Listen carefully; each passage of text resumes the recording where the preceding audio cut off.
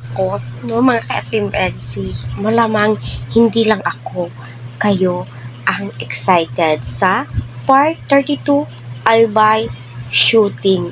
So, ay nako, ewan ko na lamang po talaga.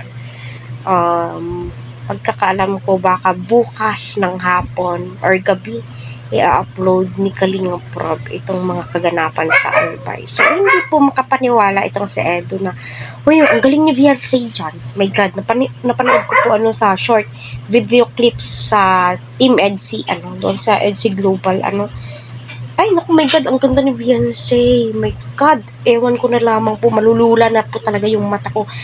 Halos binalik-balikan ko po pinanood kasi short lang nasa 10 seconds lang po ata yung video is agad dong sumunod itong si Edo. So, abangan po natin yung full video upload ni Kalinga Prab kasi mayroon na sa Jomcar. Ayan, hello po mga ka-Team EDSI. So, excited na ba kayo? Kagaya ko? Kaya patuloy po natin suportahan si Kalinga Prab, Kuya Val at ang buong team.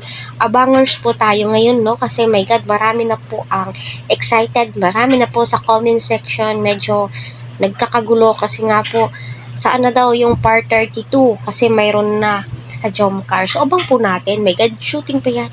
No? So, pinapainit pa ni Kalinga Prab yung mga kamay po natin. And syempre, yung puwet po natin. Para mas lalo po tayong ma-excite. So, doon muna tayo sa mga short clips at saka mga BTS po yan na mga kasama ni Kalinga Prab. Ay, nako. Akala ko pa naman, iisa lang yung sasakyan nilang. Anong tawag dito? E-bike ba to? Anong tawag dito? Anong e-bike? Ay, naku, napaka-ignorante ko po talaga. Hindi ko kasi alam kung anong pangalan yung big bike na tawag dyan. Akala ko iisa lang yung sinakyan po nila. Pero, no, pansin po natin, napaka-supportive po ni Kalingap Eds. So, abangan po natin mga ka-Team Eds kasi ako, my God, no, nasa part 31 pa lamang po ako pero parang may part 32 na po.